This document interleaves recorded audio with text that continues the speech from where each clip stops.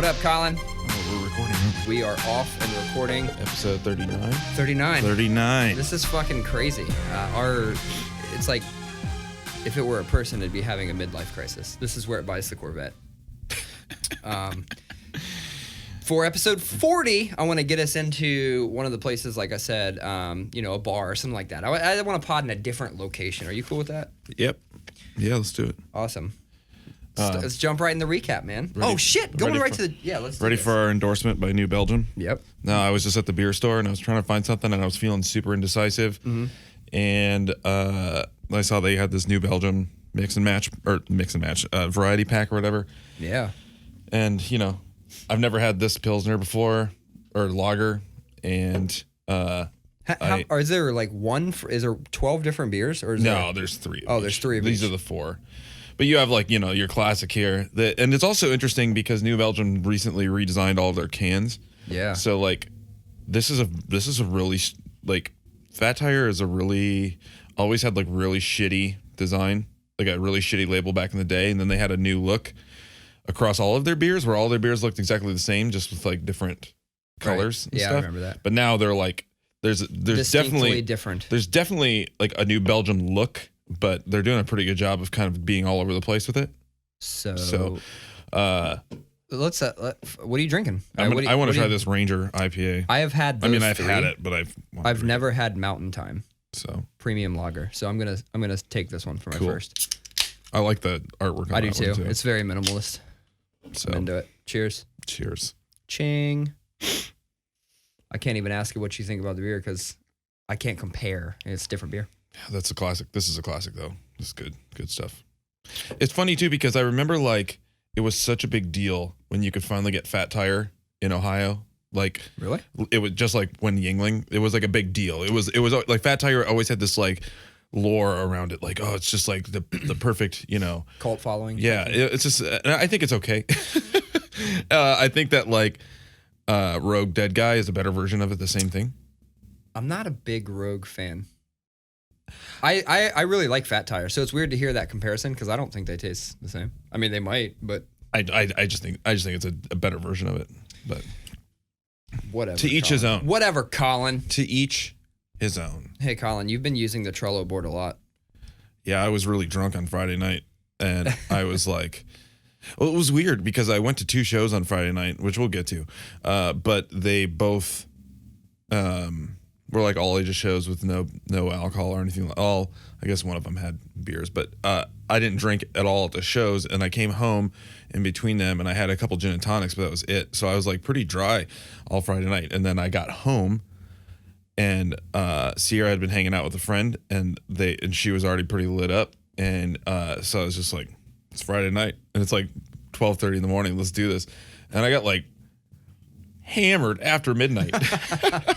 And then I added a bunch of stuff to the board when I was hammered. Yeah, I think. Didn't you text me? Didn't you say, "Hey, I got drunk last night and added a bunch of shit to the board"? I did.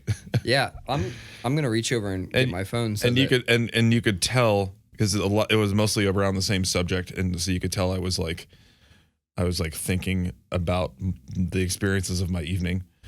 So yeah, we got a decent amount on here. When I got in today, you immediately asked me about one. So I'm not going to jump right into that. Let's just do the recap, what we got into for the week. Yeah. Sounds like you went to some shows. I've been to 3 shows in the last 36 hours, and it's crazy. So 2 shows? 2 shows Friday night, 1 show last night. It must have been an early show. Yeah, so the local power violence band, Body Farm, not that Body Farm, the new Body Farm. Yeah. They released a 7-inch on Friday, so they did a doubleheader release show. The first one was at Used Kids, and it was a matinee. It was at 6:30. It was them and I believe an all-female punk or power violence band called Slut Bomb, and then Newcomer, which is a bunch of dudes from here doing gross hardcore punk. So there was that show. I only stayed for Body Farm because I took Beatrice with me. So it was her first punk show. That was fun. Shit. It was fun. She likes going to Used Kids because I go there often. And well, for those that don't know, it's a record shop. yeah, sorry, And Colin's big in the vinyl scene. Like it is a Columbus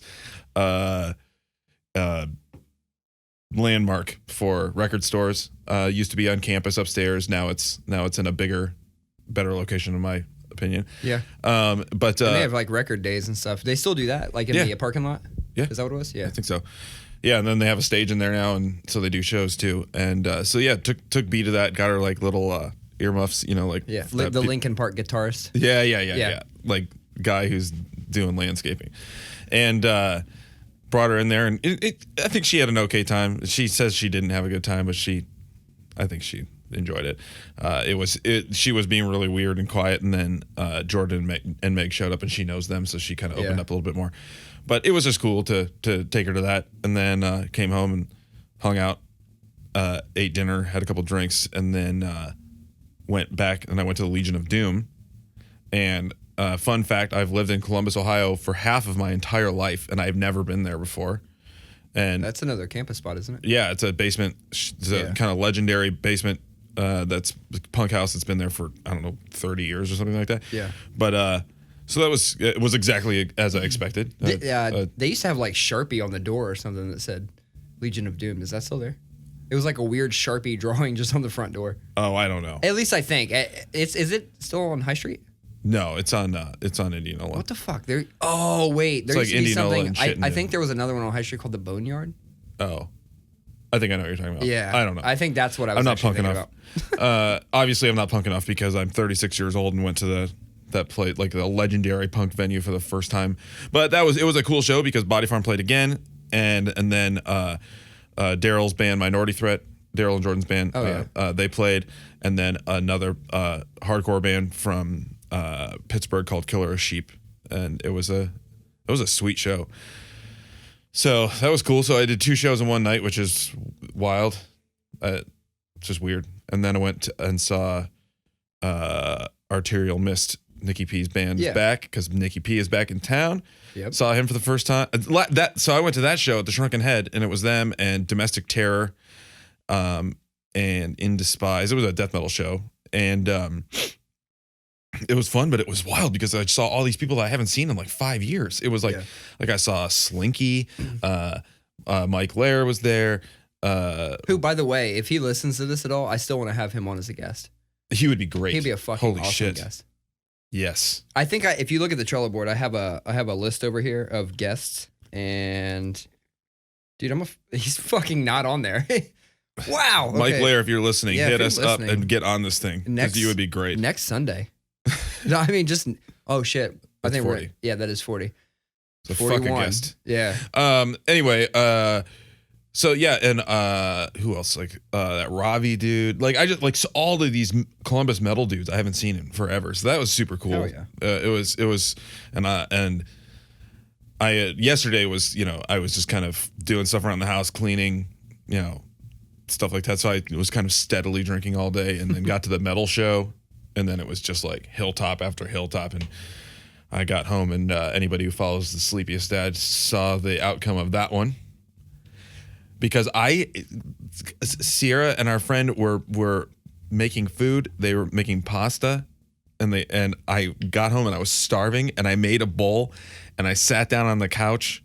I had been home for like 5 minutes. I'm not joking. I took my boots off, made a bowl of this like pasta, sat down on the couch, fell asleep after like 3 bites. Well, first of all, pasta kind of does that to me regardless. It doesn't matter if I've been drinking or not.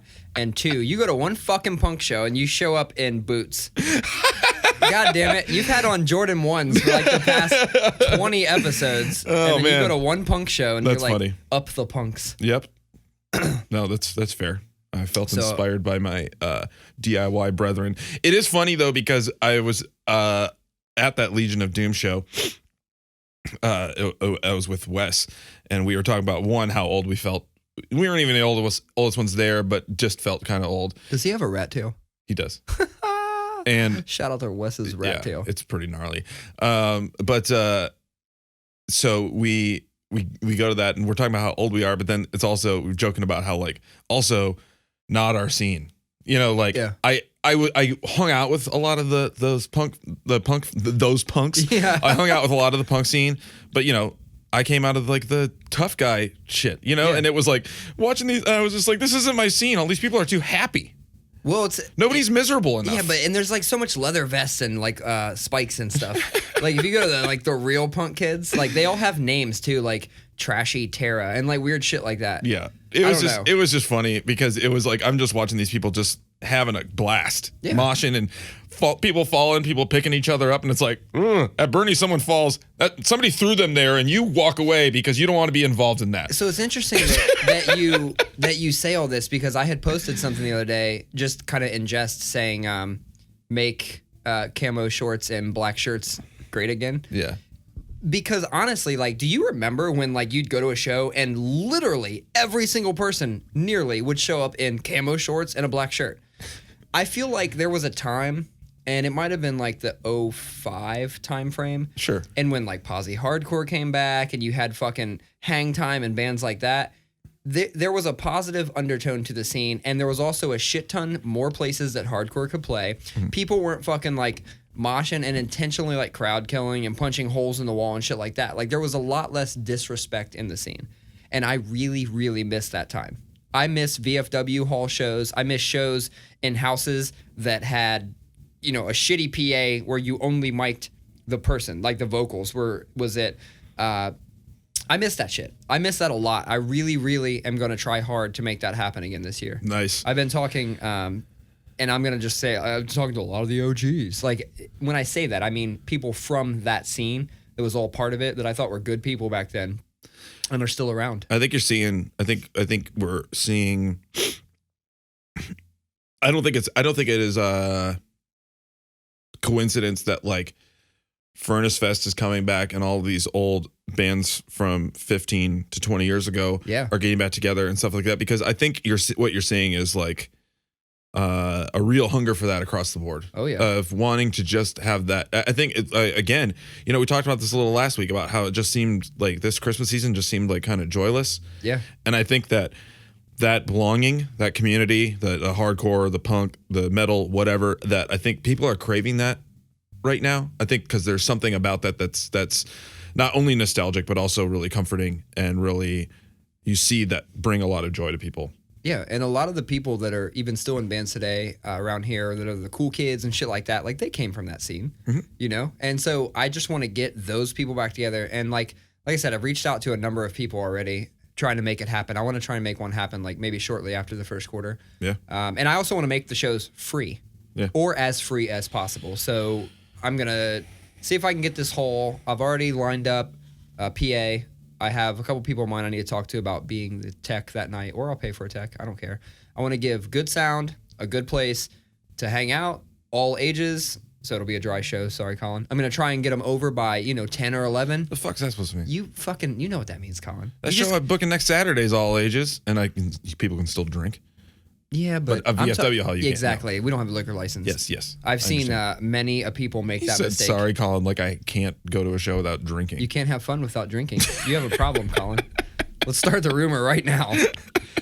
I've actually been trying to be a lot more moderate lately. Thank you very much. This weekend kind of slipped through my fingers, but. So when I got in here today.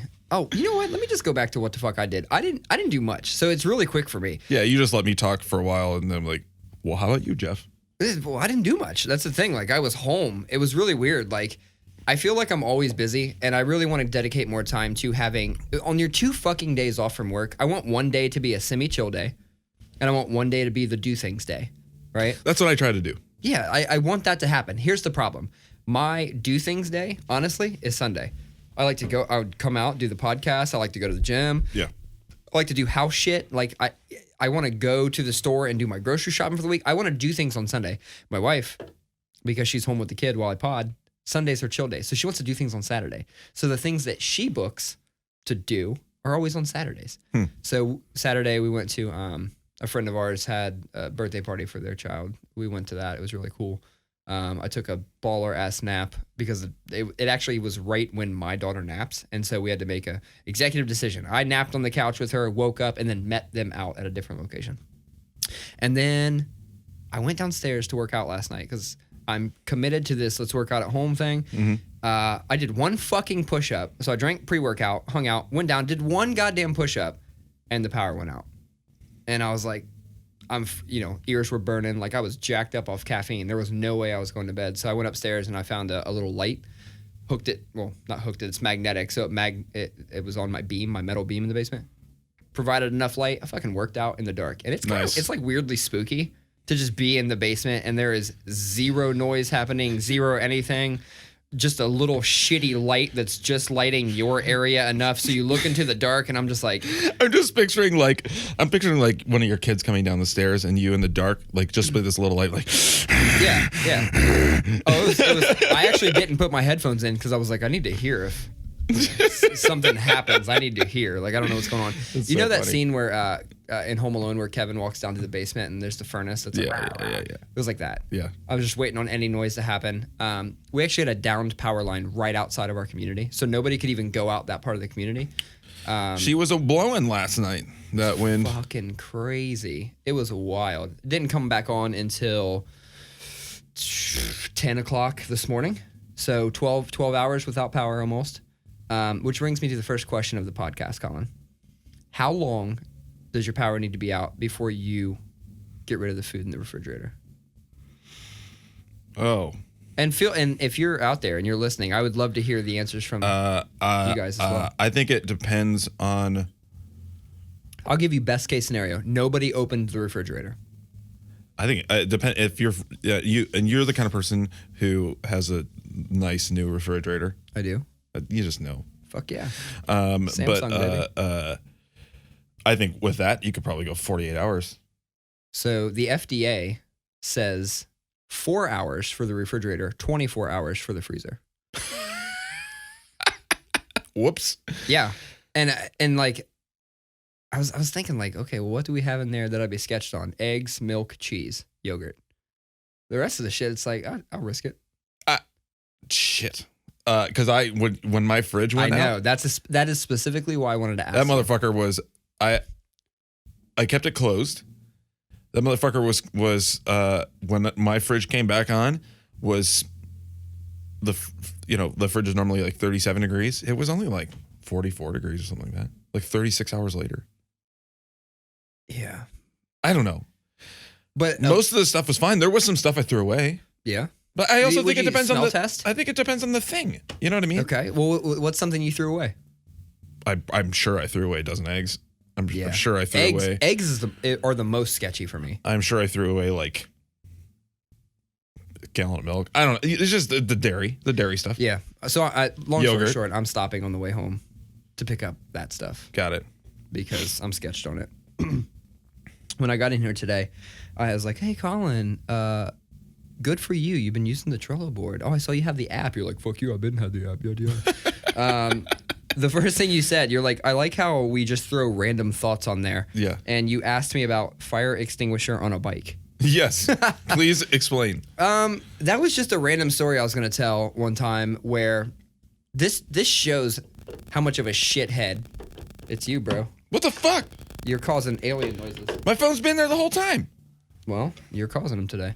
I was just going to basically allude to the fact that I was a big shithead when I was a kid. One of the things I used to love doing, we had a fire extinguisher that you put water in to a certain point, and then you used a bicycle pump or an air pump at like a gas station to pump up and create pressure in the fire extinguisher, and then you could squirt water. My cousin had a bike, and he would double me on the handlebars, and I would hold the hose, and we would drive around, and he had the fire extinguisher on the bike right here, and he would ride with one hand, pedal us around, and he'd be like, right there, and I'd point it at people, and we would squirt people with the fire extinguisher. Oh. Yeah. This whole time I thought it was like you were trying to use it as a propulsion device. You're really driving around fucking shooting people? Yeah, we were doing drive-bys with water. So, like, years down the road, super soakers became a thing. But, like, we had a fire extinguisher first. Yeah, but that's like not water. That's like chemicals. Fire extinguisher? Right? No, you didn't listen to the beginning. I said you screw the top off, you put water in, and then it had a gauge on it, and you take it to, like, Super America, and you pressurize the How did water. I space out? How did I space out for like a full 30 seconds of that story? Because you were fucking playing with your phone. You're doing the same thing my wife does. Cue that shit up for a trivial thing that bothers me. You called me out. I can't argue with that No, one. so how you going on your beer? Because I'm already done. Yeah. You really are all about it today. You know why? Because normally when we get in here and pod, I have these like, I'm gonna work out tonight. I better only have a beer or 2 gin and tonics or something like that. So by the time I go to work out, I'm fine, right? I already worked out today. I don't know how to say this, but I did some extra cardio. Prepared to come in here and smash these beers. By the way, this fucking Mountain Time was awesome. I'm gonna have one of those. It's just a good ass clean lager that just goes down. Clean. Yeah, this Ranger goes down too. Well, guess what? Voodoo Ranger time. Ooh, that's an Imperial IPA. I know, it's probably so get ready for that, baby. This one's 6.5. What's the percents on this bad boy? 9. Nice. Jesus Christ. Careful. Woo! I'm gonna put this one down slower, I think. I want to go back to the well, okay, so still fucked up. Not as fucked up. No, there's so many worse things. How old were you? I was a young teen. My cousin was on a bike, so I would assume he wasn't 16. He's a couple years older than me. I would say he was 15. I was 12. You ever just do so I was going to go back to the camo shorts thing for a second, but I'm not going to for a second. When you were so you like invented shit to do with bikes too, you know, like this one was like, okay, we're going to take our bike around the neighborhood, you know, and shoot people with a fire extinguisher. My brother and I used to have this game. We did it a lot until it ended in tears. But we had a game where he would ride his bike. We did this for like a whole weekend once. He would ride his bike as fast as he could, and I would try to throw footballs at him and see if I could hit him and knock him over. I hope I know where this is going. And so we're doing this, you know, one day. My brother's I'm probably, I don't know, 12, 13. My brother's 8 or 9, something like that. Mm-hmm. And you remember like when you were a kid and you had your shitty BMX bikes and you would drop them and the edges of the handlebars, the plastic or the rubber would rip, and then you'd have like the just shredded metal sticking out the end. Yeah. Well, it was like that, obviously. And we're throwing it. We've been playing this game for a couple days. It's hilarious. Because my brother's he's 8 years old. He's a stupid kid. The balls bounce off him, you know. And he's resilient. And but he's riding and he ducks and just bashes his face on the fucking edge of the handlebar and like tears his whole eyebrow open. He had to go get like 12 stitches or something. Holy shit. Never played that game again after that. Where I thought you were going with that, I thought the football was going to somehow get stuck in the front and throw his ass over the front. Dude, I've had so many wrecks on bikes. I've also got so many bike stories. Bikes was really, really big culture when I grew up. Like from the time I was, I'll call it 10 to 16, bikes were a really, really big deal in my neighborhood. Like, you know, everybody was looking for like the GT dynos and the Mongoose and stuff like that. And nowadays you can get that shit at like Walmart.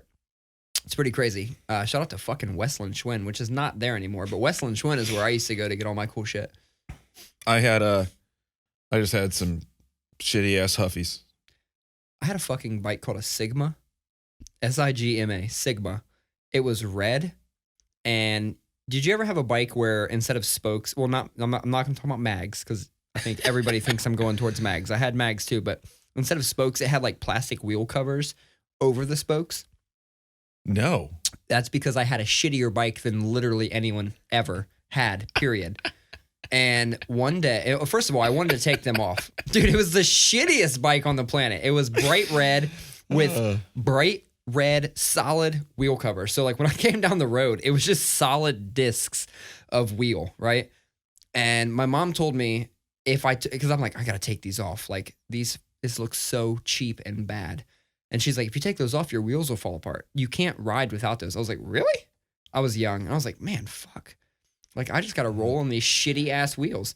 And then one day, somebody threw a rock at me. So like hubcaps? Basically, they're fucking basically hubcaps for shitty bikes. Somebody threw a rock at me and it goes skipping across the ground and hits that and breaks a big ass chunk off of the hubcap. And I see spokes under there. And I was like, oh, that fucking bitch. Dude, I was so mad at my mom. I was like, dude, I've been rolling this bullshit ass hubcap bike around for how long? And I thought that if I took my shit off, the wheels would fall apart. I went to my friend's house. There was this kid in the neighborhood named Rory who was like another bike kid. I went to his house. We took that shit off, put it back home with just the wheels. I rolled up feeling just gangster as fuck. Like, fuck you, mom. You can't tell me shit. Look at my spokes. It's hilarious. Sigma. Like when you can't afford a Huffy, you get a Sigma. I'm trying to think, what was my first like mountain bike? You know, like when you graduate into, well, you were into bike culture, so you were into BMX. I was BMX until I was 23. I got a Schwinn mountain bike. Yeah, see, I was just a regular dork ass kid who was excited to get a bike with multiple speeds, and it was like a Magna Zanzibar or something. I remember like that shit. It was like a blue pearl color, like it was like swirly shiny paint. When I moved to Dublin when I was 22, I didn't have a bike. Well, I did. I had like 20 inches. I actually still have an old mongoose at my mom's house in the basement, hanging on some hooks. It's like it's like from the fucking early 90s or something. But I didn't have a bike that I wanted to ride, and I was 23. I felt like I needed a grown-up bike. I got a Schwinn mountain bike. I still have that thing to this day. I just the other day put brand new inner tubes in it and was just like riding around because I feel like I want to get one of those stupid ass like bike carriers where you like pull your kid in a trailer. Mm-hmm. And I have 4 bikes at my house, and none of them except this Schwinn mountain bike are what I should be carrying her in. Like I have a fully carbon road bike. It's like a $5,000 bike. I'm not hooking anything to that. And then I have a single speed fixed gear. I have a single speed and a fixed gear, and I'm not hooking anything to that. I rode a fixie once. This shit is stressful, man. I mean, a big wheel is a fixie. Yes, I know, but were you stressed out riding a big wheel? No, because you're behind the thing. You know, what the fuck were you doing on the front of a bike? No, I'm just saying, like, behind it? I'm just saying, like, if you're rolling, like, if you're riding a fixie and you need to slam on the, why are you throwing up blood right now? Huh? Why are you throwing up gang signs? What is that? What do you got? Why you got? I don't know what I'm doing. I don't know what I'm doing. You're throwing up blood. I don't know. Suwoo, dog. I learned that from Lil Wayne. But like, if you've ever watched somebody like stop a fixie so hard and you have to like stand up, you know, and you have to lock your legs so you slide. And it's just like your stomach muscles are just like, yeah.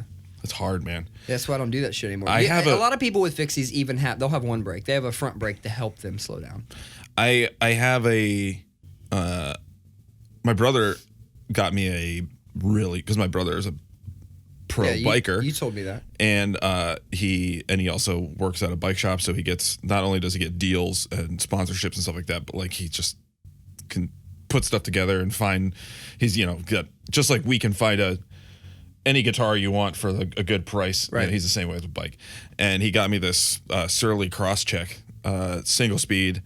You can make it into a fixie if you swap the hub, or if you flip the hub. Yeah. Yeah. Thanks. I got you. You all loft them up and you swat them. You know what? It's a great bike. It's a track bike. It's like a really simple, nice road bike. And that's why people like them, by the way. And I used to ride it to work when I lived in Victorian Village, all the way downtown. It's been sitting in my garage, and I look at it all the time. I need new tires and new inner tubes and stuff. So it's not currently functional, but I see it in my garage all the time. It's just like, oh, hey. Because I've lived in this house now where I live right by the Olentangy Trail. Yeah. Like, it'd be really easy to bike to work. Can I, you might find this weird. I have some inner tubes for you in my trunk. Nice. Like, that is how prepared I am. Nice. Because we haven't even talked about this, and I already knew you needed. No, actually, that's not why I got them. I went to performance bike. It's fucking good, isn't it? You drinking that Mountain Time? It's pretty good. I went to performance bike when they were closing out their Columbus store. Nice. And just picked up a bunch of like Presta Tube. You know, it was like buy 2 get 3 free or some wild shit. So I got them. My brother just did this race up north. You know, they have a fuck ton of snow up there, and. Which, by the way, are we just not going to have winter then? This is so fucking lame. No, it's not. You shut up. I do not want winter. 60 degrees and goddamn rain for 3 days? Man, drop 30 degrees, we'd have 12 inches of snow. It'd be awesome. Fuck that. Why the fuck? Well, you fucking have a Jeep and a Honda Pilot. Like, I have an Elantra. Look, dude. I grew up with winter, with good winter. Not shitty winter, not miserable winter, but good, manageable winter. Fuck that. And I miss it so. Winter is quite literally what has made me want to move away since I was 17 years old. Yeah. 17 cry years me old. A goddamn river. I will cry you a river. I will not cry you a frozen lake. That's how I fucking roll. God damn it. Anyway, my brother has this race, and I guess he ate it pretty hard at one point, and so he still came in 8th place. He goes, but he's like, I could never get quite caught up, but he still came in like the top 10. It's just funny. But like he posted a video on Facebook. He had a 360 camera on his handlebars. Shit. That's tight. So it's like a video of like looking back at him, like the camera turns around, you see him and he's riding it and you see him bite it. Like it was like part of a reel of people biting it. It was pretty funny. Wow. Those 360 cameras are cool. They work with like the Oculus Rift and shit like that. Yeah. Where you can literally, it's like you're on the bike. You can look in every direction. That shit's really Dude, cool. Miles' birthday is in 2 weeks. And he asked for a VR headset. Really? He said he wants either a hoverboard or a VR headset, both of which are pretty fucking expensive. Right after Christmas. It sucks having a kid's birthday really close to Christmas. I know. Fuck that. But he's our groundhog. He was born on Groundhog Day. 2-2. Miles is our groundhog. That's a... Well. So if he sees his shadow... Hell yeah. I don't even know. What's the thing? It's if he sees the shadow, then it's more winter. More winter. But guess what? We don't have any fucking winter, so yeah, we just have gray clouds and rain. I'm okay.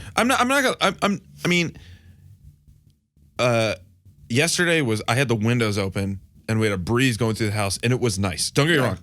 It's nice out. I just also really like winter. So what the fuck do you like about winter? I like snow. I like driving in snow. I like doing things in snow. I mean, I haven't been skiing since I was in high school, but like I used to love that. I was never a snowboarder, always a skier. It's a weird, I feel like that's a weird telling thing about you. It just means I'm just an up north guy. No, but I all my friends, I've been snowboarding before. I just didn't find it as fun. I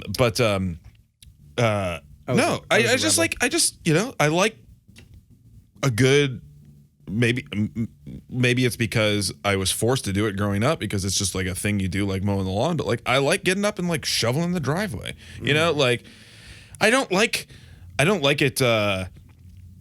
I don't like 0 degrees and blistery wind. No, like growing up in West Michigan, it was like 28 to 32 from October to April. and then it was just like big, fat, wet snowball snow, building snow forts, having snowball fights, going sledding. You know, I like winter shit. I did like building forts. I used to get a fucking bread pan, which is like the perfect like giant snow brick, pack that bread pan and create the round igloo thing. And then one time my brother helped me rip the top of a trash can off, like from the, you know, the big fucking trash cans that are like in the alleys and, you know, Marion Village and shit. He helped me rip the top of a trash can off and we set that on top of the igloo and then covered it in snow and we had a baller ass. See, that's what I'm saying. That was really fun, but then my dog pissed holes in it. It like walked around, just lifted its leg and just, you know, piss is like, it's hot, right? So it just burnt holes directly through my fort. It's also, you know, it's also... I'm fully aware that it's a nostalgia thing. I say anything in Ohio to somebody, like I get the same reaction from everybody. Like, why the fuck do you want to wear a And fuck that. And I mean, but like growing up, you know, my best friend and my best friends and I, like we would get up on Saturday morning. We would always like crash at my buddy's house, and he lived really close to like an industrial drive. Mm-hmm. And we would every like Saturday morning before the plows came out, because they would go. On weekends, obviously, they're plowing residential areas first. So we go out there and just do donuts for hours, man. Like, just go fucking drive like crazy, drive like idiots in the snow. It was so fun. I mean, that's what we did for fun. So one time I was 16 or 17 years old. No, 17 years old. And I had a Volvo station wagon, rear-wheel drive. I mean, that's the other thing is like I learned to drive in a heavy rear-wheel drive car. So like I'm... to toot my own horn, I'm like exceptionally good driving in the snow. Like I love driving in the snow. It's really fun to me. When I first moved here, I remember like fishtailing around corners and stuff like that, and like Ohio drivers like, what are you doing? You know, and like, I'm just having fun, you know. But one time I was coming down the street in my Volvo, and I was like 17 in this neighborhood, and I hit the brakes, and the wheels locked up, and I was like, oh, well, can't recover from this one, and just like blasted into the snowbank. And I'm digging the car out and all this stuff, and this guy comes out of his house, and he comes and he goes, hey, you need some help, man? I'm like, yeah, thanks. And you know, he helps me dig it out, helps me push it out, because that's another thing growing up in Michigan. Like that's a part of your winter chores is helping push people out of stuck snow spots. Yeah. But he pushes me out, and he goes, hey, man. And he was really cool about it. And you know, it's funny because it's like, it's so, it's like burned in my brain. It was like a dad moment. Somebody that I didn't even know. He was like, hey, he's like, I'm happy to help you out. And he goes, I'm not surprised that you're in this snowbank. And I was like, I was like, what? And he goes, I've seen you drive down the street. And he goes, I know you're a kid and you just got your license, but like, this is a neighborhood, dude, and you are not being very careful. Oh man. And that yeah, that it's burned in my brain, man, because he was so graceful about it. He wasn't being an asshole. It was like actually like, because I remember like on that street, 17 years old, seeing if I could hit 70 miles per hour, you know, in a residential neighborhood. You know, I remember being an idiot. Yeah. So like, yeah, it's crazy. Did you ever throw snowballs at cars? No. Okay, well, I did at buses. Because we had a bus line that went right by the house. And so, I mean, we also had this cool little bush one street over where it was like everybody in the neighborhood knew about this bush. It was this large, I'd say it was 15 foot long by 7 foot deep, but in the back you could literally walk in. It was just a bush canopy. Like it was only 3 or 4 main like bushes that came down into the ground, and then it was just this canopy of coverage. So everybody went over there and hung out. Like that's awesome. Teenagers used to go over there and like smoke cigarettes and shit like that. And then we cut a little hole right in the top, and we would sit in there. And when cars would come, we would like lob a snowball out of the hole, and nobody ever knew where the fuck it came from. But buses, they knew where the fuck it came from. Like I'd jump right in front of a bus, like right on their windshield and shit like that. Like. I was a dickhead. But back to sunnier times, I want to quick go back to the camo shorts thing, because I made a commitment on your Facebook post about this. Mm-hmm. And because we all know that Colin likes his short shorts. Yeah. So I know where you're going. So you watch me this summer, dude. I'm going to go to the surplus store and get some camo pants, because cutting shorts shorter obviously is silly, because then it's like these balloons, you know, these. Yeah, you're going to cut those things. You have to cut them above the side pocket thing. Because if you go to Cousins, Army, Navy, true, you're going to get the ones with the fucking pockets. That means you got to go above. I look like some white sorority girl at a party. Where your like pockets are hanging. Pockets are hanging out underneath all the fringe. Oh, God. But so speaking of, no, but really quick. But watch me. I'm going to do the Desert Storm camo. Okay. That was my thing, man. When I was like 17, 18 years old, and got into the hardcore, like started getting into the hardcore scene, and like everybody's wearing camo and stuff like that. And I was like, I actually have some Desert Storm camo pants in my house, and I'm gonna, from new metal days, I'm gonna cut these motherfuckers off. And I wore those things for years. Yeah, because everybody did like the dark green, like the jungle camo. There's actually a funny. I had snow camo. The white, gray, and black. Or let's do like digital camo, you know, like the pixels. I always felt like digi camo was for new metal kids after I stopped being new metal. Like there was a specific type of kid who wore that, and it was like, I couldn't do it. I feel like if you do digital camo, you got to do full pants. And it's got to be the white snow camo stuff. Oh, you're pushing it now. You're merging like forbidden camos together. No, you watch me do some Desert Storm shorts this summer. That's my commitment to you. There is I gotta be honest, like I didn't ask for that. You're weirdly forcing upon me shorties. Yeah, I know. Nuts hanging out the side. But the last King's Blood promo picture that I was in, everybody except for Slinky is wearing camo shorts. And black shirts. So like Slink's wearing like a full on black, he's like black pants, black cutoff shirt with bracers on his, like he looks metal as fuck. Then the rest of us are just like black hardcore shirts with camo shorts. And it's just like, you can't see any of our legs because we're like standing in front of foliage. Oh my God. That's funny as shit. In one of the promo pics for Push Ahead, I think like 3 out of 5 or 4 out of 5, I don't know, have beige shorts on. It was like during that time when beige shorts ruled all. I mean, that was still last year too, but we all have beige shorts on. It's just really funny because people make those jokes about like, I can't see your legs. Yeah. In our picture, like literally half the picture is blending into the background. It's hilarious. Might as well have been a green screen. That's funny. You see like Shins shirts. Shins and Shirts. I like that. It's like a new band. Shins and Shirts. Let's talk about some of the other stuff that's happened this week. I mean, I'm not going to get us on a fucking political thing because we did 30 minutes. We did 30 minutes of that, and then shit only got worse. Yeah. The next day. Yeah. Yeah, so man. let's skip most of that for right now. Let's talk about something else. 3 things have happened that make me want to talk about cancel culture a little bit. Mm-hmm. Right. One of them was actually one of the ones that you kind of like, I think did you text me and say like, this is how you get ahead of Yeah. Talk about that for a minute. So let's intro with that. And then there's 2 other things that happen. I'm not sure if you're aware that happened.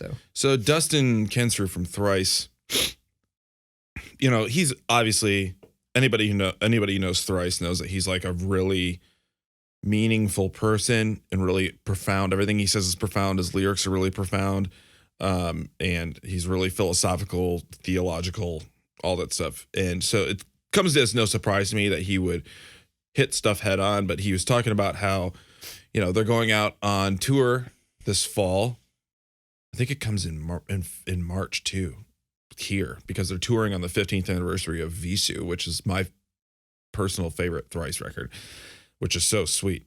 Artist in the Ambulance. That record's so good. That's so literally life-changing. You know, actually, Visu might not be my favorite Thrice record anyway. But anyway, they're touring. That's like the record that like I liked them before that, but that was the record that like really made me fall in love with them. Anyway, they're doing a 15th anniversary tour of it, and he said they're playing a song that was a B-side from that, and he talks about Pharisees, which, you know, religious folk know that is a euphemism for the political religious elite who crucified Jesus. But in a lot of our culture can also, that usage of that word, calling someone a Pharisee, can come across as anti-Semitic. So he just said, you know, I realize that, especially where we're at in our culture right now, that this is not, you know, that I could have worded it better. And so, you know, in this upcoming tour, I'm changing the lyrics to this, and you know what? It actually makes the lyrics more profound by changing them. So, and it was just like, it wasn't a guy, you could tell it wasn't a guy trying to save face. It was a guy saying, look, I've really thought about this, and you know what? And my beliefs on this subject have changed. So I'm hitting it head on. I'm talking about it. Let's move on. Yeah.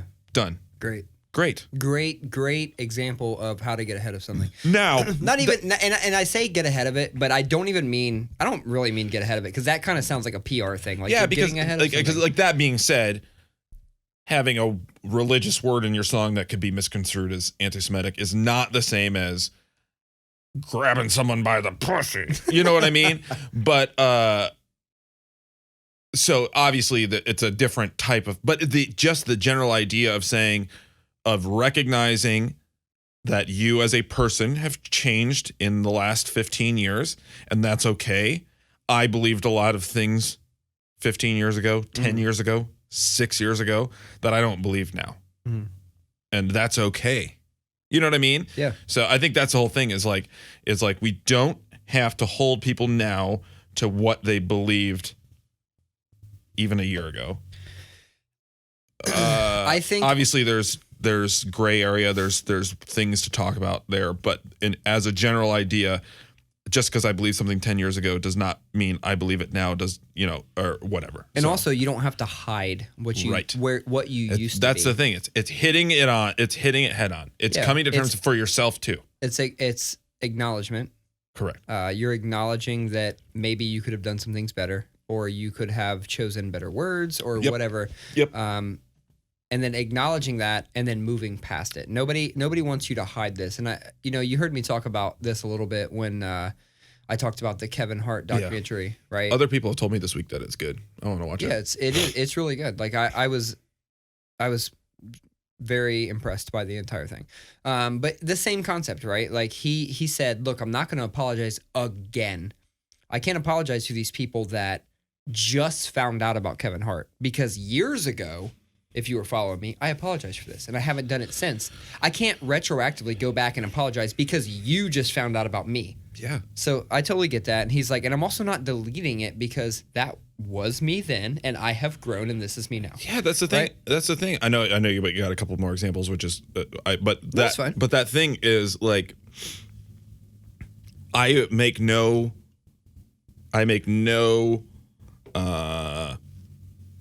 I'm not trying to hide the fact that 10 years ago, 2010 Colin, well, maybe 12 years ago. No, 2010 Colin was trying really hard to be an ally for the LGBT community, while also maintaining my belief that marriage is between a man and a woman, and the Bible says that says that being gay is a sin. Mm-hmm. And it was this whole love the sinner, not the sin thing. And it's a very, so you were conflicted. It's a damaging outlook that's hit that is a way to make conflicted people feel better about themselves. Yeah.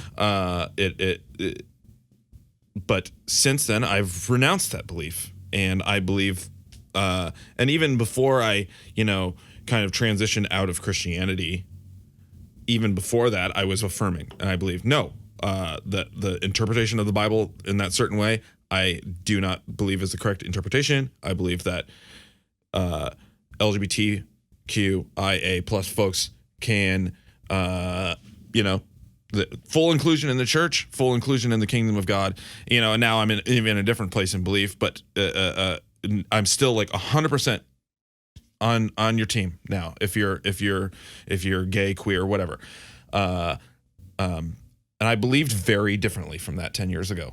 I'm not gonna hide that. Right. 10 years ago, my beliefs are wrong. I believe my beliefs from 10 years ago are wrong. And I'm sure I've been very online for 15, 20 years now. I'm sure there's a blog somewhere that exists. I'm sure there's a tweet somewhere that exists where I say something unsavory about the inclusion of gays in the church or in culture or whatever, and I disagree with that now. So, but it's who I was then, and I'm not that person now. So a couple other things have happened. I kind of went on a soapbox there for a second. Jesus Christ, I love everybody these days, unconditionally. Very nice. That was a weird look you gave me. Yeah, I was just like, wrap it up, Colin. Wrap it up. A couple other things that have happened is, are you familiar with who Oliver Peck is? You brought this up last week. Did I? Yeah, you did. Oh, well, he left the show. He did. That was the update, is that he actually left the show. I'll be honest with you. I did look at the pictures, and it was pretty not okay. But but here's the thing. I'm not going to defend it. No, it's never right. But I feel like there was something innocent about literally dressing up as a basketball player. Like, when people say blackface, I immediately get a specific image in mind. Yeah. With like the big red. I get a specific image in mind. So when people say blackface, that's what I see. And then when I see, a stereotypical, like, let me ask you a question. Why did no one care when White Chicks came out? Yeah, I get it. No, I get it. I've had this conversation. The obviously a big difference is majority, minority, oppressor, oppressed. Right. But when we talked about this briefly last week, I brought up, like, Sierra and I have been watching through It's Always Sunny in Philadelphia. Yes. And I've seen at least 2 episodes where D is in full blackface and like doing a really stereotypical ignorant white person's idea of what a black woman sounds like. Right. And so are we like we're like are we going to hold everyone to the same standard or not at all? That's my problem. It's like it's justified if it's the other way. And I feel like that's weird, right? You're riding a line I am. here. I'm riding a very thin line. But I feel like I myself have laughed at things such as, Eddie Murphy or Dave Chappelle. Dave Chappelle has that white character that's so funny. He does. It's fucking hilarious to me because I'm introspective about things and I see that in our culture. Yes. But then you have to also remember that there's obviously deep-rooted. There is. I know, but could just everybody fucking lighten the fuck up? That's how I feel. Sure. That's how I feel. So there's the Oliver Peck one. There's also the Burger King commercial. Are you familiar with No, I saw you post that. Yeah. Okay, so because people have nothing better to do, right? You have Burger King, who is doing all that bullshit where they're making people try the Impossible Whopper and yada yada, and they're promoting that, right? Which honestly, it's a good thing. Cool. A person replied, "Damn, that's good." And motherfuckers are super mad that people said damn on TV. And I saw things like, this is supposed to be a wholesome family. It once was a family wholesome chain, blah, blah, blah. And it's because somebody said, damn, that's good. But then you got the president going, we're gonna bomb the shit out of ISIS. Right. And it's Fuck probably the off. same fucking people supporting. Fuck off. I just can't. No, I really just can't. People as a whole, everybody is fucking too sensitive. There are too many different pockets of people that are literally out to only be offended.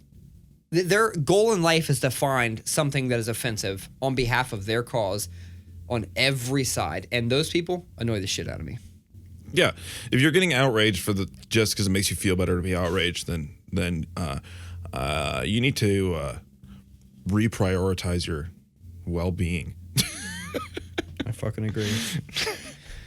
Find joy in things. Let's move on. Find joy in things first. I'm already getting angry. I can see it. I can see it. And my 9%er is, dude, my 9%er is oh man, we're gone. about to get unfiltered Summerfield.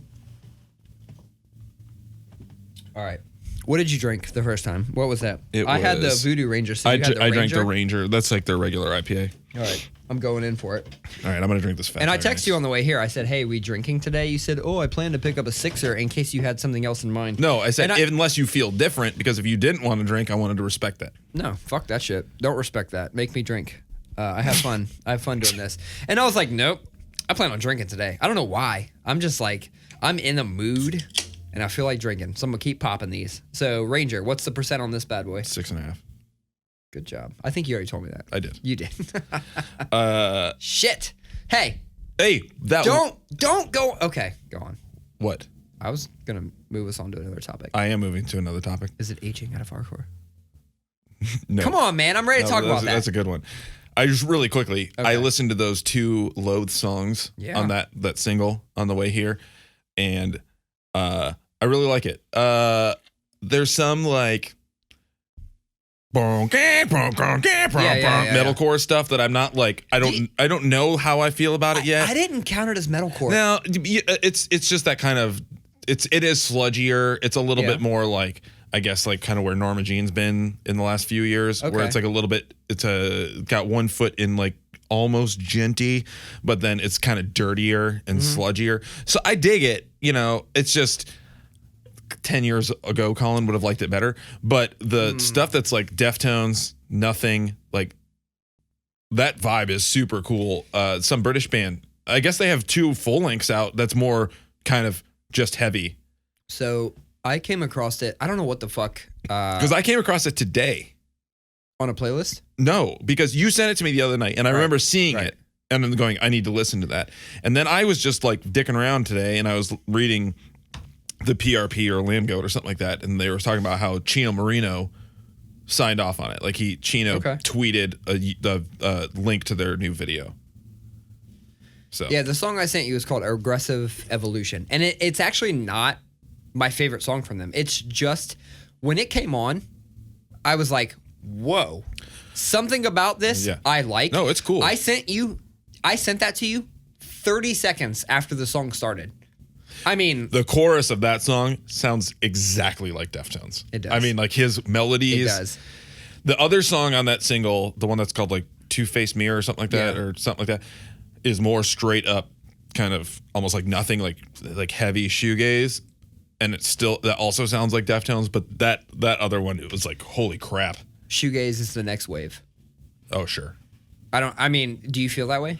Well, I mean, I feel it shoegaze has been around. Yes. But I do think that shoegazy post-rock thing is entering heavy music in a really hard way. I think that is the next big wave. 2 years from now, or maybe not even 2 years.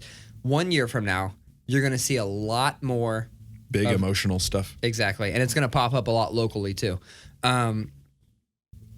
And okay. Let me ask you. So we can stop that. I just wanted to bring that up really quick. Well, before we talk about the other thing, I want to ask you a question. Who do you attribute as the first new metal band? I mean, I even if they weren't the first new metal band, Korn was the definition. Korn. I 100% say it's Korn. That like the term was coined when talking about that band. Okay. And so what was the stretch of years that you think new metal really thrived? Thrived? 96 to... Oh, man, you got the exact year I was thinking. I want to hear, where are you ending? 96 to 01. Ooh, I said 02. That's fair. Ooh, shit. Hit the mic. I think we haven't done that in a while. We've been professionals for the last... like 30 pods, and then I fucking just hit the mic like that. Because the reason I say that is when I say thrived, because I think it's actually a pretty funny, not funny, but a marker of this is 9/11 2001. Mm-hmm. It's not pretty funny. No, it's not. But now I'm laughing as I say it. POD Satellite came out that day, and so did that Machine Head record that everyone hated. Supercharger or whatever the fuck. I wasn't a fan. But to me, that was like Machine Head was over for a couple of years. Through the Ashes of Empires was great, and after that was good. But Satellite was like, that was new metal and rapcore on a very pop tip. You know what I mean? Yeah. So I feel like after that. Was really when that kind of like O2 and stuff is that kind of really third wave new metal started, with like Linkin Park's Meteora record and stuff like that, like moving into that kind of more that polished. There was a new sheen that came on it. Yeah, and that's and kind of they started morphing into more just kind of blitz rocky kind of stuff. I agree. But 96 for sure. Yes. And Korn's demo was 93, first record 94. Life is Peachy, 96? 96. Yeah. You got Around the Fur coming out in 96 too. Exactly. Which was like... And you also had Head PE. I don't know if you fucked with Head PE. I was never a fan, but I mean... All right. Full disclosure, I found out about Head PE because somehow they were at the end of a ICP record. Weird. Yeah, it was like one song was at the end, and I was like, what the fuck is 96 was also... $3 bill, y'all? $3 bill, y'all. That's what I was looking for. And Coal Chamber. Yes. Spine Shank was like 98. 96 to 98 was really like I mean, it was still thriving, but 96 $3 bill, y'all. 97 98 was when Slipknot came out, right? 99. Oh. I could be wrong. Anyway, I think we agree on the general time frame. Yeah. I just wanted to see what you thought about that because I thought peak new metal time, because again, there's a little before, there's a little after, but I think peak time was 96 to like 0102. Yeah, that's fair. And I had I fucking loved Spine Shank. Like that was one of I tried to make James get electronic drums just because I wanted to do those weird little electronic parts that they did in Spine Shank. I got to show you this logo I designed the other day after this. this band hit me up, because that's the thing is like that stuff's new again. You know what I mean? Dude, I know. And this band hit me up, and his reference photos, or like his reference logos for the logo they wanted, were like old Deftones shirts and like the Prodigy logo. He's like, I want it to look less like like a hardcore record and more like a logo that you would see on a drum and bass album in 1997. Nice. And I was like, sweet, I could do that shit in my sleep. That was my bread and butter. That being said, 98 through 02 was also a very transitional time for me. It was when I started to enter a lot of hardcore. I was going from nu metal and thinking, you know, I came from rap, went to nu metal, and was like, oh shit, there's harder things than this. And then I started learning about like, you know, Vision of Disorder and shit like that, right? So you put something on the board that I would love to talk about, and that is aging out of hardcore. So this is when I said earlier that you could kind of see where my head was at when I was drunk and being introspective late at night on Friday night. Was I had gone to these two shows. I was feeling old. Okay, stop there. I just want a yes or no question. Do you think you can age out of hardcore? No. Okay, now go on. I believe that there is a lot of pressure, not pressure, but like, yes, there's a lot of societal pressure. You know, I was talking to my friend that I reconnected with a couple weeks ago, and he goes, "Yeah, I've gotten pretty involved back in the hardcore scene in Nashville." And I was like, "Oh, that's cool." And he was like, "Yeah, and he's 2 years older than me." And he's like, "Yeah, I've been going to maybe one show every month or two." And I was like, "Dude, I go to like a show a week." You know, like it's. Right. I mean, to be honest, you do go to a lot of shows. I do, and like I envy that. I wish I could go to all these shows. I just don't have time. I say that, but like that's the thing. We say that you do have time, but it's. I get it. I understand why people.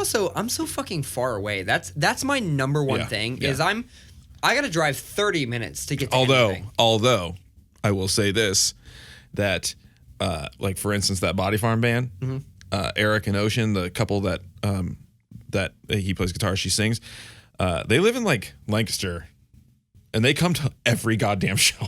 Man. So they're, give like people like that giving all of us a run for our money. True. But and I love it because that's people who really care about the scene. I mean, and then when I started first seeing the name Body Farm pop up, I actually reached out to Chris DeWitt, who was the bassist in Body Farm. He did Sierra's one of her first tattoos. He did my first ever tattoo. He did her feet tattoos too. Yeah, he did this one right here. Nice. I always thought that was a tribal logo. Dude, I know. It's a graffiti style IAK. Okay. But yeah, I reached out to Chris and said, Body Farm? With a question mark, and sent it to him. And he's like, yeah, even when we were in Body Farm, we would argue online with other Body Farms. And I was like, I guess it's just a... Yeah. No, Body Farm's awesome. That's new 7-inch is awesome. If you dig, power violence, hardcore punk, it's fun. And I just, that's a band and people who really care about this scene and really, seeing diverse bands, diverse shows, etc. Anyway, no, do I think you can age out of hardcore? No, but I feel like societally we get pushed that direction. I have so many friends who are like, oh man, do you still play music? And I'm like, yeah. And they're like, man, I stopped playing. I haven't played my guitar and blah, blah, blah, blah. And it's just like, why? Who gives a fuck? Why does it matter how old you are? Listen, when I said it wasn't a phase, Mom, I was fucking serious. It's just like, I think about this, I think about, obviously they're big bands, but you think about people like Converge, Baroness, Converge specifically, Baroness has been a little bit more alienating. Converge is coming back. They got a new record. They're working on a new record. But I mean, they put out a new record every 4 years or so, and seems like a really long time. It is. Yeah. They do. Even like a couple of years ago, they on top of a record they did a 7-inch with 2 songs, and these are bands that like Converge guys are 8-10 years older than me, and these are guys still putting out genre defining, challenging heavy music. Yeah. You know what I mean? 25 years into their career. 30 years into their career, you know? And it's like, I don't know. I feel like now if you're going to hardcore shows and being a dickhead and you know, trying to start pit beef and stuff like that, yes, get the fuck out of here. You've at 36 years old, yes, you've aged out of hardcore. If you're still picking stupid fights over somebody moshing too hard. No, it's not even that. It always is the fact that metal kids want to push, hardcore kids want to fucking kick and like ninja shit. All I'm saying is that like if you're still wanting to just like go to shows and fight people because that's what you do at hardcore shows, then yes, you've aged out of hardcore. No, because there's a point where you get like, sure, heavy music is my thing. I've been listening to heavy music since I was 9 years old. Mm-hmm. I'm not going to stop listening to heavy music anytime soon. So I'm not going to stop seeing my favorite genre of music anytime soon. Right. I'm not going to stop being involved in it in one way, shape, or form. You know what I mean? So yeah, there's a few genres I don't think you can really age out of. Hardcore is one of those things where it's like the reason you got into it is deep rooted enough that it's always going to be part of you. That's what I'm saying. It's a sense of belonging. It's a community. It is. And I actually feel the same way about punk music. Like I think punk music is, I mean, obviously hardcore was a extension of punk, right? I think hardcore and punk you can't age out of. I also think you can't really age out of country. But anything else? Metal. I feel like that's where you see the most old guys. That's true. But like, okay. I mean, you got bands like Carcass, man. You're right. Like those dudes. You're right, but those are dudes that were into that same fucking band 30 years ago. Yeah. You know, there's a difference. Like I get it. With hardcore, new bands come out and the same people gravitate towards those new bands. Mm-hmm. With a specific type of old metalhead, it's like it's the same type of music, the same bands, because those bands have fucking longevity. Mm-hmm. Like they never get here on the popularity scale, but they're consistently right here, and they have it. Dying Fetus is like a great fucking example. Yeah. Like that band should be 1,000 times bigger than they are. Like with the talent they have in that band, mm-hmm. and it's just like, and they've put out like 10,000 records. Yeah, they're just consistently dope as fuck forever. And I saw those dudes at I want to say at CBR, which is like, what was that, a fucking 300 cap venue? Like, yeah, and that was like, I don't know, 10, 15 years into their career. You know, like I feel like that style of metal, yes, you're always going to have the dudes that come and just bang their fucking head. But like hardcore is a consistent wave of new bands. Because I think a lot of people age out of playing a certain type of hardcore. Sure. They go on to playing different, I mean, even yourself, right? Like you've went through the metalcore, the hardcore, the tough stuff, and you're into that like just like doomy, heavy fucking now if it's got a groove, I'm there. Yeah. Which, by the way, I love that fucking meme. You said several people sent you that meme. It's just like a dude making like the ultimate stank face. And every time I turn on the detune pedal and I start playing, you make that face and you get your head bobbing and you go, let me see it. And I'm like. Speaking of Knox, Knox took my 7 yesterday. He's setting that up for me. See?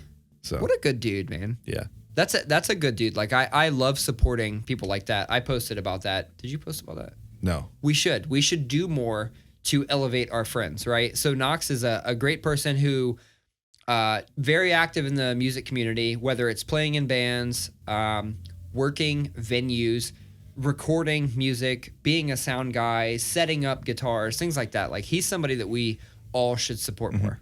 You know, and that's the thing. And that is what it comes down to when you talk about being a lifer in hardcore. Yeah. Or at least underground DIY music, regardless of what it is. It doesn't have to be hardcore, but community-based underground music. Yeah. Or countercultural music. Is, you know, it's all about, are you involved or not? Because there's two types of people. You go see live music and cool, or you get involved. Both are fine. Yeah. And whenever I feel like I am aging out of hardcore, I just throw on any of Scott Vogel's bands and listen to his lyrics because he's 10, 15 years older than me. Mm-hmm. And he says stuff, you say you fucking live for this. What the fuck did you ever give? I gave everything. And it's like, yeah, you're right. All right, I'll go to a show tonight. You know what I mean? So, like, look at people like that, like Scott Vogel. I mean, that dude's fucking not only still living the life, still putting out heavy hardcore records, but also still like being like the scene preacher of getting everybody's off their asses and out there. So, I love it. Talk to me about Code Orange. Because you sent me that fucking... Oh, my God. That new promo picture, which literally looks like it could be a weird industrial goth photo. I saw somebody tweet it, said, like, can somebody put the TVT Records logo on this? No, dude. We all saw it coming. I mean, Code Orange got weirder. They started bringing in industrial elements, and the imagery got cheesier, and they signed a Roadrunner. They put out a single with Corey Taylor, and the B side of that single was just like noises, and we all saw it coming. If anybody is surprised that Code Orange went the way they did with this new single, the first single from the new record they just announced, you have had your head under a rock if you're surprised by that. Leather pants guy in the middle looking spooky with his back to you. Motherfucker. I mean, it's just like... Dude, turn the fuck around. I'm not having it with that dude. I got kind of a viralish... Not viral, but I did have a tweet that was like kind of on fire. I was like getting a lot of likes and stuff like that, and it never happens. Yeah. And I was like, I just said, y'all seen the first image from Matrix 4? That's pretty good. But dude, that song, it sounds like... If I had two descriptions of it. If you took everything on Roadrunner Records between 98 and 01 and put it in a blender. Yeah. Or if you you remember that Roadrunner Records Hard and the Heavy compilation? Had like a Limp Bizkit remix. Yep. Had like Orange 9mm, had like some radio shit, had some remixes, had some heavy stuff. If you took every song on that record and played it at the same time, it sounds like that new Code Orange song. I don't know, man. Not a fan. I don't hate it. I do. I'm excited, or not excited, but I want to hear more.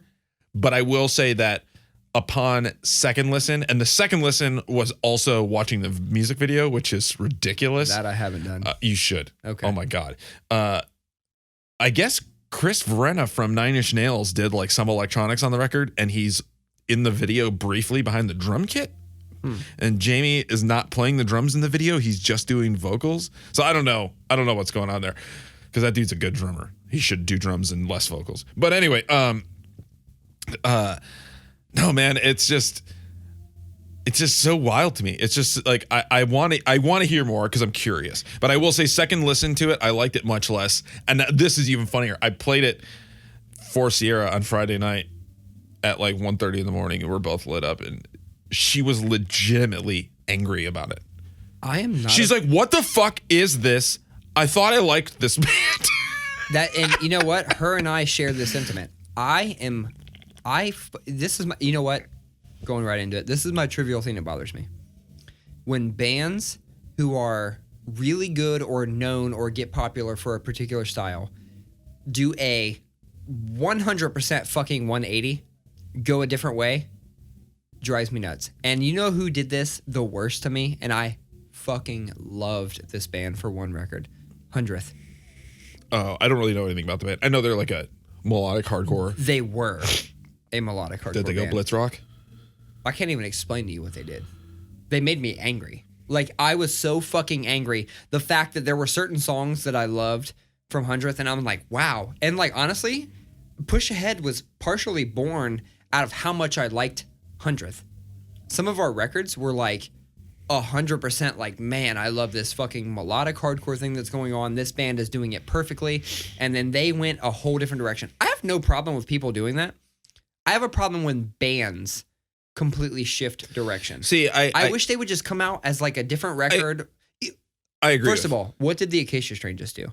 They went a vast different direction with that music. Our only, what is it? Oh shit! Our only mistake was giving them names. What the fuck is? All right. Well, the record is called. Jesus, I forgot what the record is called. Dude, I know. I'm drawing a blank. It's that 9% beer. But the songs are Our Only Sin was giving them names. Yes, that record is vastly different than anything they've done. Well, I mean, they've alluded to some of that stuff on previous Yeah. records, especially the last song on the record. But they did it tastefully. Because they did it by themselves. They said, Exactly. we're going to put this out. We got to get this out of our Yes. system. Yes.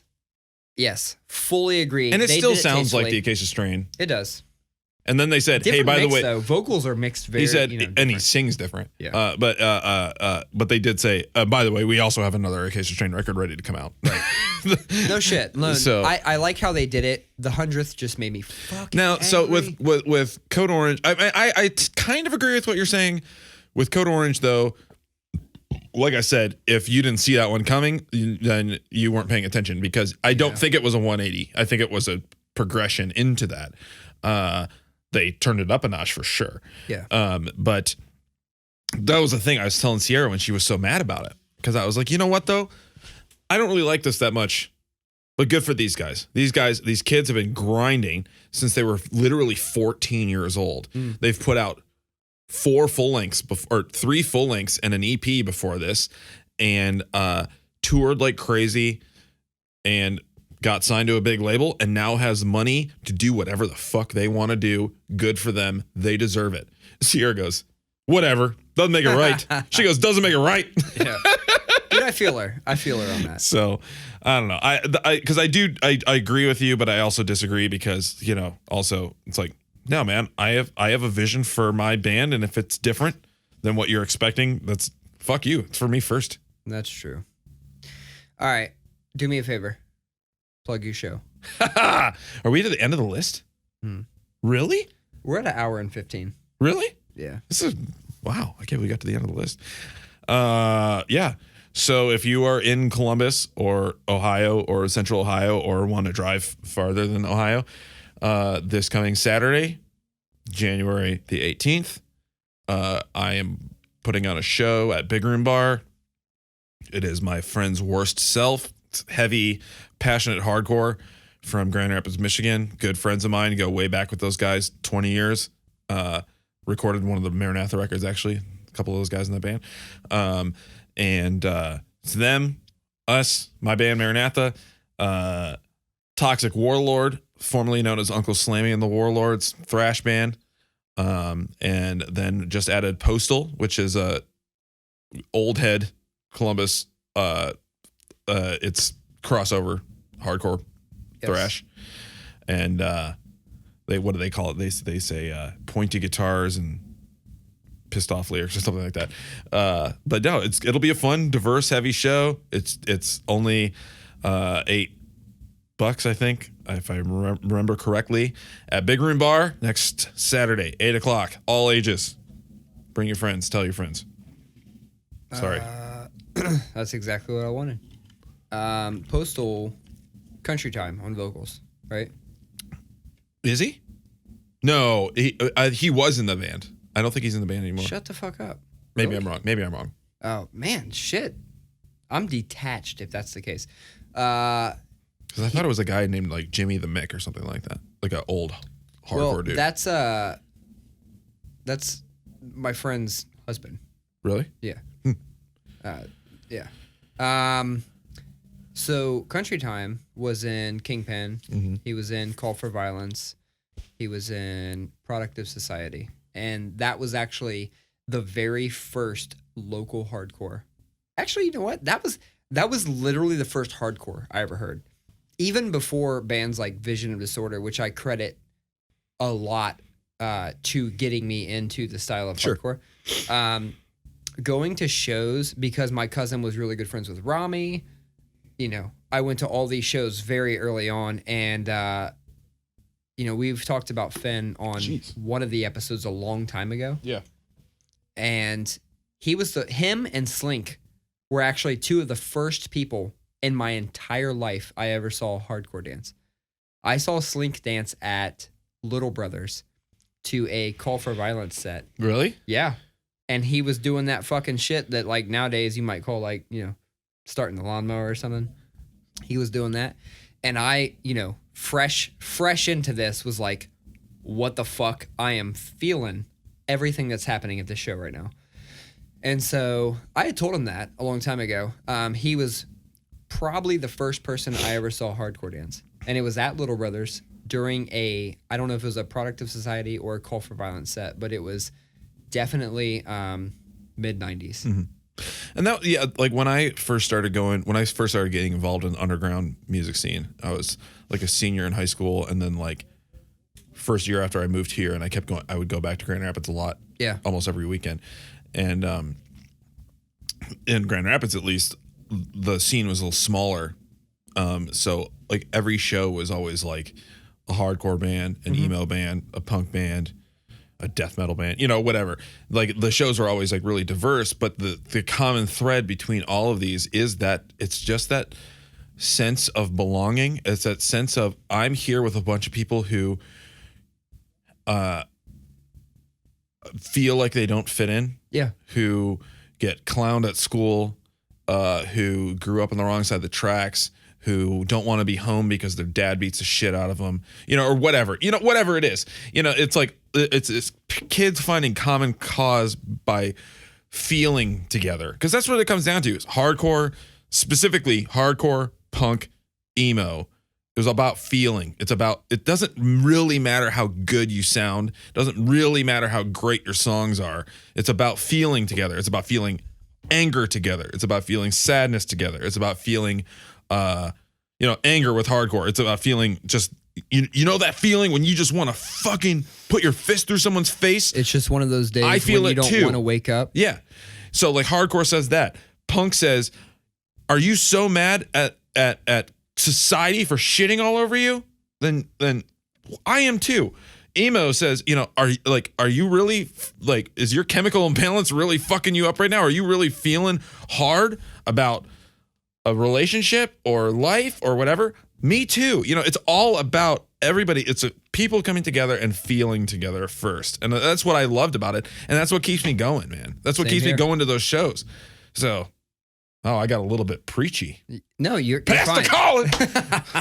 Colin. No, I was actually feeling it. And before I move on, I'm going to do my top 10 records. Oh, yeah. Because I forgot to do this. Why don't we close with that? We will. Okay. And before I do this, I just want to ask, what was the first emo band you got into? Oh, boy. I would say the first legit, I kind of eased into it with like Tooth and Nail band. So like the Juliana Theory was the first. That Love record was my jam. The record before that, Emotion is Dead, was like what, was kind of my gateway drug into it. But then I got really into a lot of the Saddle Creek bands, like Desaparecidos, a lot of those Conor Oberst, Bright Eyes. Yeah. Mine was Rilo Kiley. Taking Back Sunday. That was my, I don't know why. The lyrics just struck a chord with me, perfect timing, and then all of a sudden I wanted to go back and listen to a lot of the shit that got him there. Yeah, right. That's I think Desaparecidos, Read Music, Speak Spanish, is probably the first like legit emo record that I was really into. Interesting. Well, I'm gonna kick off this top 10. I can't wait for your number one. You motherfucker. I gave you a preview on the way in, and I'm actually going to keep it in the same order. Keep it. I'm going to keep it, and I'll explain why my number one is the number one when I get there. Mine is vastly different from yours. I assumed.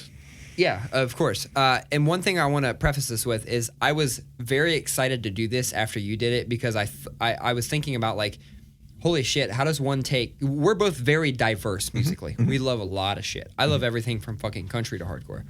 And so for me to think about how the fuck do I take this and scale it down to 10 records? It's hard. It was stressful. It's very hard.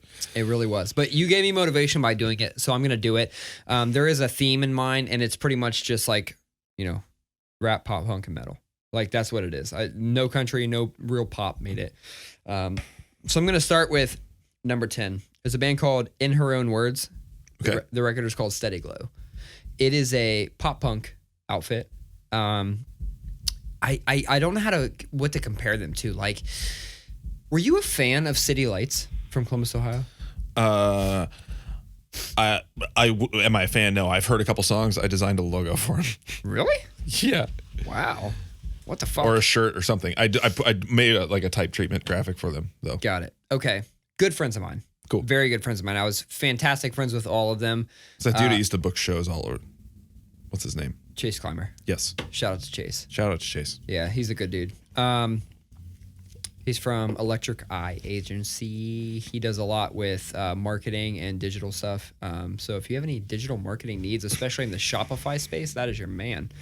Anyway, in her own words, the reason I have them in the 10th spot is it is somebody who is not a devout fan of pop punk and pop rock and things like that. They may look at this and think it's just another band. I've been a fan for quite some time of the pop punk genre, and it is very, very few and far between that get me that early feeling like, holy fuck, this is a great record, because they really are a dime a dozen. It's like your entry into music. Everybody's first band was probably some form of pop punk, or everybody's counterculture band was probably pop punk before they went to hardcore, things like that. I listened to a lot of it. I was kind of reversed on that, but that is a common theme, right? So it takes a lot for a pop punk record to really impress me, and I think that they have fucking nailed it. I think they are the best. That is the best pop punk record of 2019. Sweet. With Steady Glow. What's it called? Steady Glow. In her own words, is the band. Yeah. I think it's a fantastic record. But it is pretty straightforward pop punk. So if you like it, I think it's the best pop punk record. Check it out. Number 9 is Marlon Craft. So one thing that happened in like 2018, 2019 is I got very into a specific vibe of lyrical rap. You know, if you think bands or you think groups like J. Cole and like that Dreamville record, honestly, I should have probably put that on here, but I did not. J. Cole and just kind of like the lyrical pop rap, right? Where they're actually saying something. It's enough lyrically, but it's not like Backpack Cypher style. Yeah. Ultra lyric. So Marlon Craft is probably one of my favorite people I had discovered in the past couple years, and I was really, really, really anticipating this release. It came out.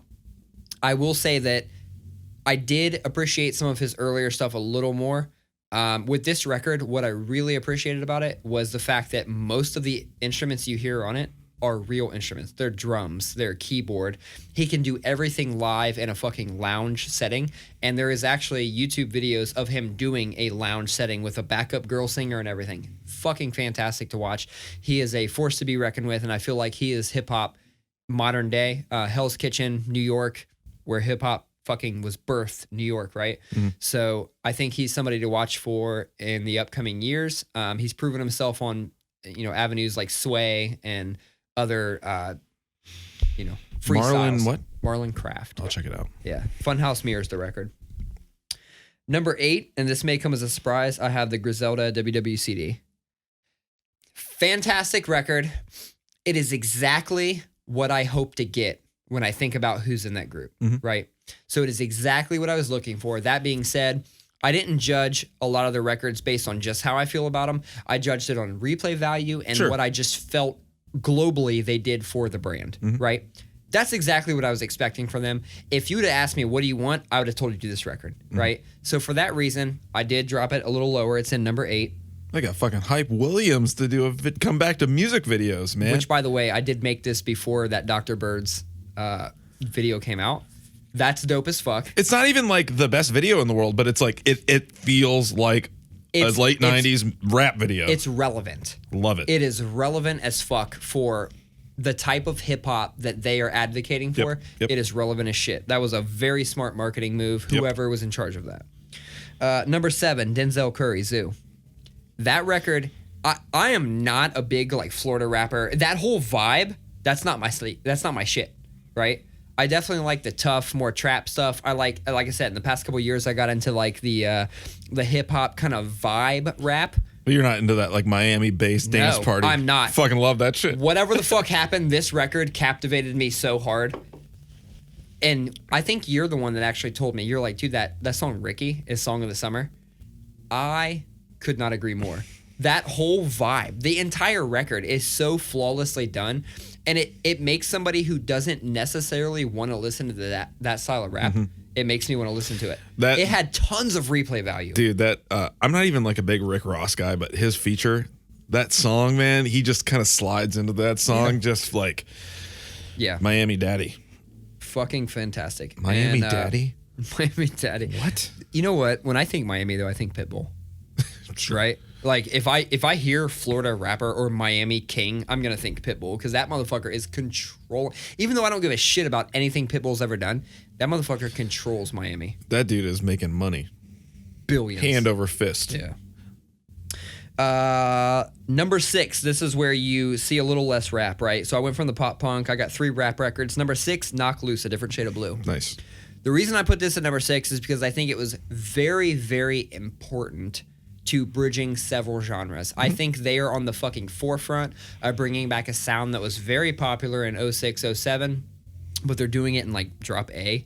They got Will Putney, who is one of the finest producers of modern day gent and hardcore and metalcore, and got him to produce this record. I think that was absolutely what was needed. They're fantastic. They're also bridging the gap between some hardcore, metalcore, things like that. I love that people are bringing back the Squealies.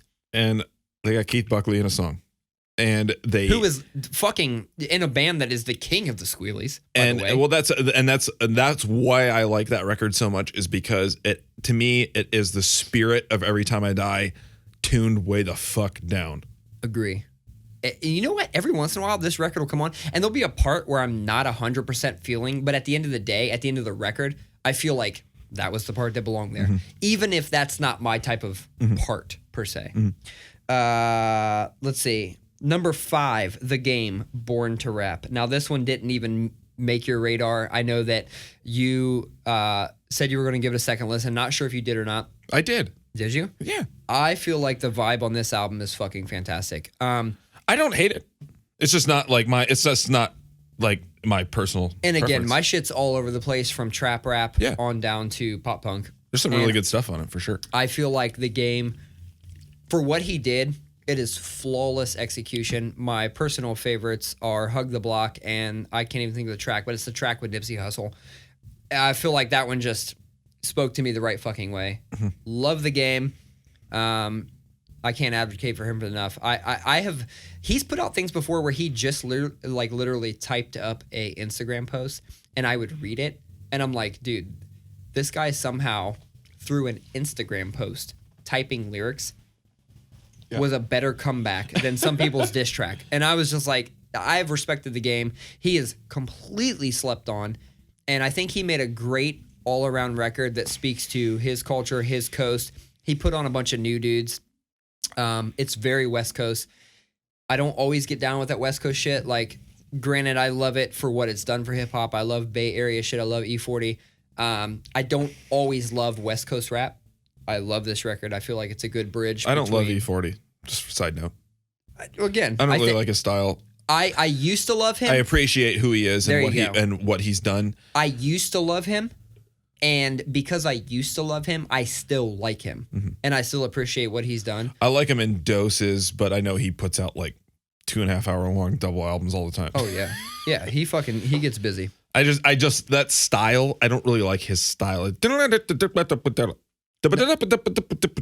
just not a big fan of that flow. Number 4 on the list. Keep going. No, I'm looking at the time. Yes. Number 4 on the list, and I don't know if you agree with this, but I got number 4, that Benny the Butcher record, The Plugs I Met.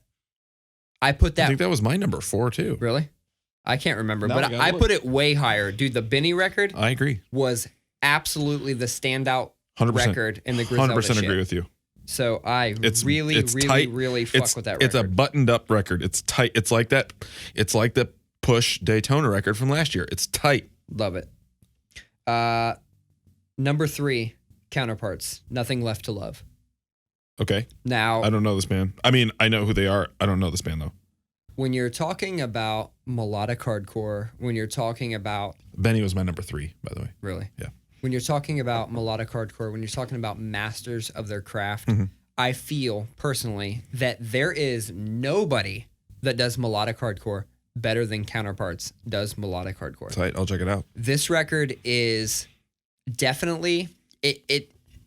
When we talk about bands doing 180s, they did not do that. This is a band that I feel takes their previous record and just turns it up a notch.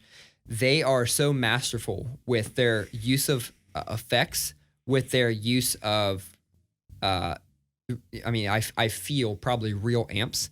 There is something so organic about this record. Now, one thing I really, really like about it is the production. And that does sometimes skew me when it comes to records.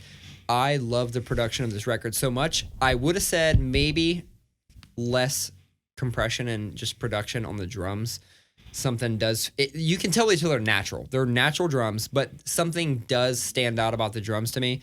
I've always loved their guitar tone. And again, they are just masterful with the way they put records together.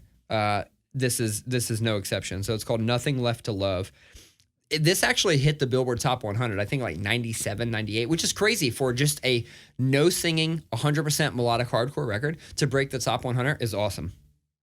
It's like their 6th or 7th studio album. So they've been doing it for a while.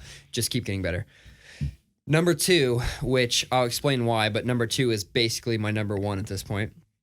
It's YBN Cordae, The Lost Boy. Oh, wow. Hi up. Dude, I'm telling you what, like when I first heard the record, I never thought it was going to be record of the year for me, right? And when I first heard it, I kind of thought, okay, here's another group, another collective that's putting like NBA or YBN or something before their name. That was kind of a trend in the past couple years. And for the most part, they're a specific type of rap. They're that trap rap. SoundCloudy. Yeah, exactly. SoundCloud rapper type shit. And I literally wrote this record off. I don't even think I listened to it the first month it was out. And then when I finally like caught a track, and I think it was that track where he kind of responds to J. Cole, maybe 1985. I feel like that's what the track is called. I'm not familiar enough. I caught that track and I was like, oh shit, like I kind of fuck with this. It's weird, like you could tell he had lyrics, but he did it in a manner that was very appealing to the SoundCloud rap. And so it made me want to go check out the record. I checked out the record and you can tell that even though he was responding to J. Cole on that particular record, he is highly influenced by J. Cole. And this goes to what I was saying before, which I'm very, very much into a specific type of vibe of rap right now. Anyway, this record, front to back, gave me everything I needed. I love this record. It has had the greatest replay value for me. I can listen to it front to back 10 times over. I listen to it at the gym. I got a couple friends who are really into it. I should give it another chance. I listened to it. It took a month to grow on me. Like I would catch tracks and then I'd catch myself going back to the same tracks. He's for a young guy, he's like pretty lyrical and talented. He's very lyrical. He's very talented. He put out some mixtapes and he actually, I want to say this is his first record in the YBN collective. Like he's a newer, there's like 3 main YBN dudes. There's Namir, Almighty J, and Cordae. And then there's like, 20 others that just haven't put out a record yet. Those are the 3 main dudes. He's very lyrical. He is literally the person who can bridge the gap between the younger generation and the older generation. I hear him say things and the way he twists words sometimes, it very, very much reminds me of specific B.I.G. flows. And I fuck with that. But then he'll go ahead and do a song next that sounds like it could be kind of SoundCloud rap. I fuck with it. Super lyrical. And I will say that above most rap records this year, I have come back to this all the time, over and over. So I fuck with that. That basically is my number 1 for the year, and the reason is because my number 1 I just found out today was actually a 2018 album. Oh God, I don't know how I could be so blind. And I've been. What is it though? It's Real Friends Composure. Oh yeah, you told me that. Real Friends Composure. Now this record is they're like grown up pop punk, right? They are grown up pop punk. That is a great way to put it. If you like the Wonder Years, you'll probably like. Yeah. I wasn't really down with the pop punk scene or the Warped Tour scene for the most part, but when those bands all started growing up and slowing down, tuning down a little bit, writing sad shit, bands like Daylight, bands like Balance and Composure, like Title Fight even, bands. I fuck with both of those last ones you mentioned. Bands like that who kind of were pop punk, young pop punk bands and then got serious. I really like that. Yeah, so this was the 3rd full studio record from Real Friends. And to be honest, when people had showed me their music before, I was kind of like, It sounds like pop punk. It sounds like if you told me, hey, this is a pop punk band, check them out, they're good. This is exactly what I would sound like. This record, there's something more to it. I can listen to it front to back. And to be honest, like there was a part in 2019 where I was very depressed and I wasn't having a good time in life at all. And something about this record, even though it's a very sad record, it's a very sad record about like feeling underappreciated and things like that. Something about the record comforted the fuck out of me. And I listened to this record literally 100% of this year. I could probably say I put this record on once every 2 days. Nice. And I fuck with it. I'm sorry to say it's a damn 2018 album. And if Wikipedia is correct, it was in July of 2018. So it wasn't even like an end of year 2018. That being said, when I thought about what records really had an impact on me, this was the first one that came to mind. So I knew it was on my list. When I went to Spotify to check the year it came out, Spotify had it listed as 2019. I said, it's a fucking no-brainer. That's going on my list, top 3, for sure. Well, we'll call it 2019 then. I'm going to call it that. I'm going to say that... You listened to it a lot this year, and it meant a lot to you this year, so fuck it. My personal 2019 record. Sweet. Go listen to it. It's fucking awesome. You get a pass on that one. I get a pass on that one. Yeah, fantastic fucking album. Yeah, your list is wildly different than mine. Wildly. It's except for 2 records. Well, you're talking about Denzel and Benny. Yeah, Benny. And and Griselda. WWCD. Yeah. We had all 3 on there. That's about all we got for the list, Colin. We knocked it out today. Look at that. Look at that list of Isn't it funny how we have more robust conversations if we are both contributing to the list? I fucking love Isn't it. that funny? I fucking love it. Isn't it funny if I actually participate in this other than sitting in this goddamn chair that we actually have more robust conversations? Yeah. And I like the fact that you have been because it gives me the ability to segue into just new shit. All right. We're going to wrap this shit 39. up. 39 is in the books. Jesus. I have I don't know what just happened. Laryngitis.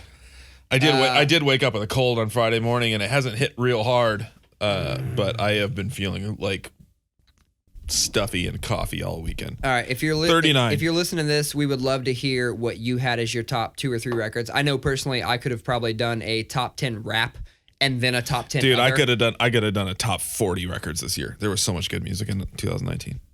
I wholeheartedly agree. It took me a minute to get it down. Me too. December 27th is when I finally nailed down the list. So that being said, happy birthday, Mom. That's my mom's birthday. What, December 27th? Yeah. Happy birthday, Colin. Happy birthday, Sue. Shout out to your mom. Happy birthday, Sue. All right. We're out of this bitch.